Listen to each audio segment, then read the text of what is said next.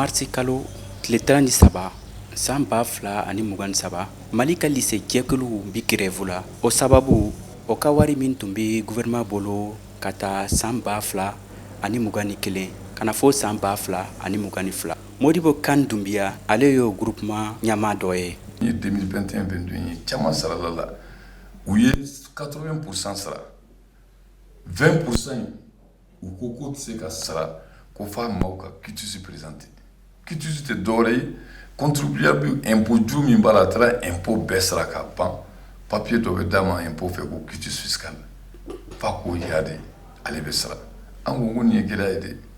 Mɔgɔ caman ka hakilina na furancɛ fanga gouvernement kan ka fɛɛrɛ ɲini walasa nunu grève min bi sen kan o bɛɛ ka jɔ. Burema Solo ale ye kunnafolidila ye.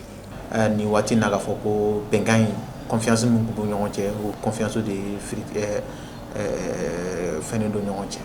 Bon gouvernement kan ka communication ani a kan ka halisa a kan ka laɲini de kɛ partenaires sociaux ninnu ye n'o b'a dɔn laɲini minnu bɛ ka kɛ gouvernement se ka ta en charge u kan ka cadre de concertation dɔ sɔrɔ k'a fɔ clairement min bɛ se ka kɛ min tɛ se ka kɛ. Modibo Kane Doumbia hakilina la nin grève man kan ka taa yɔrɔ jan sabula o b'a dɔn k'a fɔ ko furancɛ fanga fana miiri bɛ denmisɛnninw na. O kan ka fonder jamanaden ɲumanw kan olu bɛ former yɔrɔ min na donc vraiment tɛna se ka tungo la donc ne bolo nin kuma in tɛ se yɔrɔ jan comme a volonté tun b'u yɛrɛ la mais ni circuit de paiement kɔni a gɛlɛyara i b'a sɔrɔ u t'a kalama ne bolo ɲɔgɔn faamuyabaliya don faamuyali bɛ sɔrɔ a la fana.